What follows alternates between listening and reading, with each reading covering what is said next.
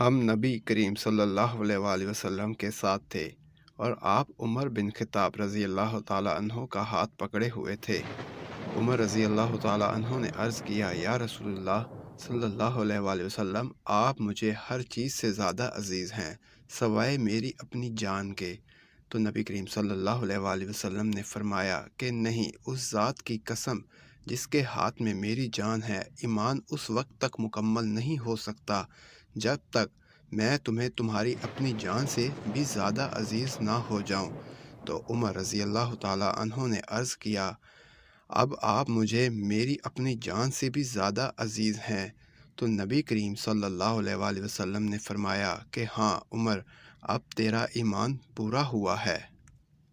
مزید احادیث واقعات سننے کے لیے ہمارے چینل کو سبسکرائب کریں اور بیل آئیکن کا بٹن ضرور پریس کریں۔